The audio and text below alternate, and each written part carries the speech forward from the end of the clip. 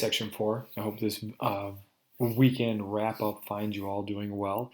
Can I just start off by saying that I thought we had a tremendous week? I looked at how many posts that we had, um, not including mine, at like 133. That's fabulous. I want to thank everyone for participating fully and getting in and digging in. And for the most part, everybody got in and were able to respond to a couple of questions before Saturday morning. I think that's fabulous. If you can keep that up for for the next 7 weeks, we're going to have a great course and we're going to learn a ton. Congratulations to you for really starting off well and setting the bar high as we move forward. Okay, so what this we're typically going to do is we're going to move through the different sections, just kind of a quick review and talk about some of the things that were talked about, kind of what I view as the highlights, maybe things that weren't necessarily talked about. So first thing, the Goodman article, so people certainly referenced it, but some of the things that I think that is important to pay attention to in the Goodman article, where abdominal pain is. What about difficulty swallowing? Painful swallowing, things that we might not typically think about, GI bleeds, epigastric pain with radiation into the upper back. These are different areas, things that we sometimes may not associate with musculoskeletal pain and may not be, but we need to be clearing. And then symptoms affected by food, different pains. As a person who has had their gallbladder out, I can tell you, when I started getting that pain, the first thing I thought was, well, I've got to have some kind of, maybe it's a postural thing. I'm spending too much time at my computer doing these videos or typing posts to you guys or what have you. This was a few years ago. I was getting a lot of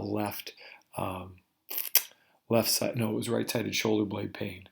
And right-sided shoulder blade pain, and it would occur at like midnight, 1, usually after I'd been out to dinner, so it was usually like a Friday night or Saturday morning, and my first thought wasn't it was a gallbladder issue. So be thinking about those things and paying attention. Having that little picture next to your desk is, I think, a good thing to have, because too many things can look like things that we don't necessarily think of as non-musculoskeletal. I also like that in the Young article they talked about the Canadian C-spine rules. I realize this is a upper quarter class, but I do think it's important to appreciate what the C-spine rules are, especially if you're treating in a direct access environment. Trauma is always indicative of needing a radiograph, any kind of head trauma, neck trauma. But understanding too, and this helps make patients feel comfortable. It helps make you feel comfortable. I remember I'm gonna go down a little bit of a trail here, because Troy had mentioned that he had become more efficient, and I think that's exactly what you're going to find in these courses. Is that going through the residency program, and then when I did the fellowship program, even though I didn't do it through EIM, that's exactly what happened. I was able to get rid of the BS and just get down to the brass tacks of what was important for the patient. My eval time greatly dropped. Especially the objective. I spent way more time on subjective information, but knowing these kinds of rules really helps you parse out what is important and what is not. So you don't spend ridiculous amounts of time doing stupid special tests that really have little or no clinical value in helping guide your treatment. Sorry, a bit of a rant. Presentations, the Cleveland presentation, factors for elbow pain or predictors. We talk about the psychosocial aspects of our care, and they are so important. And if you've had lumbopelvic, you'll realize how important it is in the back. But I mean, some of these things like unsatisfactory leisure time for elbow pain, I mean, seriously, things that have nothing to do with the mechanics of the elbow, but yet play a vital role in whether these people are going to get better. Factors for shoulder pain, low back pain. What would low back pain have to do with shoulder pain, right? Understanding that sensitivity of the nervous system, understanding psychosocial factors, understanding support and value of what they find in their at home, all of these things. And that's why we talk about pain being multifactorial, and understanding that these predictors are important. And I sometimes talk about, I may ask questions that people, and I can't remember now who, somebody said asking questions about, female menses or something like that. And then in regards to, how do you approach some of these more touchy topics, like asking somebody if they have depression. I just had a guy yesterday who, on the second visit, he's dealing with hip pain that's been going on for 2.5 years. He's seen a couple other PTs. He's had multiple injections. And he didn't tell me this on his first visit, but he deals with uncontrolled depression and general anxiety and says that he cannot seem to get a handle on it no matter what he tries, and he struggles with it.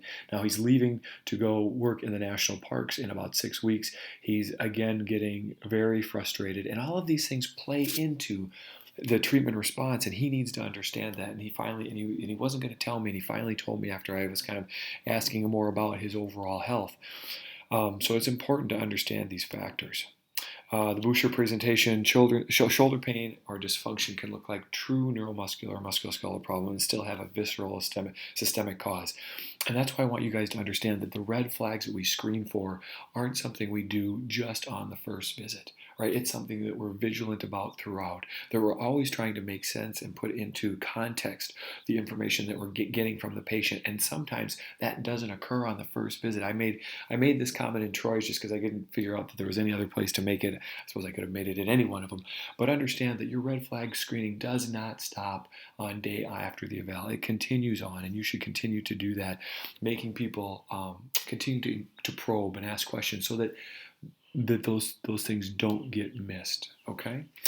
Keep in mind associated signs and symptoms of each organ that may be a contributing factor, right? Always having that review book on your desk so that if things don't make sense, you can quick go back to it. So I love the professionalism that I read about. I mean, there are some people who are doing some really good stuff, and I really find professionalism is, I'm a community guy. I feel community is really important. My kids go to a community school. I work in my community. I serve my community. I'm a big proponent of community relations, and so I really was glad to hear that a lot of people also value that, because you just don't know how far that goes. Even though people may not necessarily always equate you as a physical therapist doing good works in the community, reaching out to the community, people know. And the more you do that, the more it just not only speaks highly of you, but it speaks highly of our profession. And so I applaud everybody. The things that I read, people like Anne, who is working, and gosh, now I forget the other ones that would come to mind, but just really good stuff. Red flags, we've talked about red flags. Like I said, I made mention of that you continue to stay vigilant about red flags, and it is not something you're done with after the eval. Standardization, that's something that we didn't get into as much as I would have liked to have. I showed a lot of people how crummy our special tests were by some of the different articles that I posted, and perhaps giving some different ideas of some different eval options, and we'll talk more about that next week. But standardization, it was talked about a little bit about how we need to come to grips with that we all need a evaluation that we can all agree on, that gives us good information, and that we don't waste time for silly information, and that is valuable and that's concise. And I think as we and that needs to evolve. And like I said, I made mention of it in Lucy's post about a woman by the name of Paula Ludwig, and maybe some of you have heard of her. She's done a lot of scapular stuff. I believe she works at the University of Minnesota, where I teach as well, and she's working on a classification system, and we're gonna talk a little bit more about that, I think, next week. So more to come on standardization, but I'm a big proponent of getting everybody to do the same thing. We don't want if you go to a physical therapist and you go to 5 different PTs, you get 5 different evaluations. What does that say about our profession, and what does that say about our knowledge base? I don't think it speaks highly of what we do. And then finally, outcomes. I was kind of surprised. It sounds like a lot of people are using photo. I will say that I have not used photo, and that's only because I work for a health system who doesn't want to fork out the money to be part of photo. Although I would argue that the APTA should have bought photo and then allowed it to be part of a membership perk about 10 years ago. I think that ship has sailed, so to speak, so it becomes a moot point. But it's always been my contention that photo should have been bought out by the APTA. And then we could have this national database of information as opposed to proprietary stuff, which puts a financial burden on people. Anyways, outcomes. A lot of people are doing them, very few aren't. And so I was really glad. I was glad to see that, glad to read about it, glad to see that we're all engaging in what we do and kind of reassessing what we do. And then the great thing about photo is the risk stratification, and the fact that you can kind of gauge like how you think this person's going to do based on a whole pool of data that's been gathered prior. So groups, I've sent out an email that gave you the groups. If you have not gotten your groups, please let me know.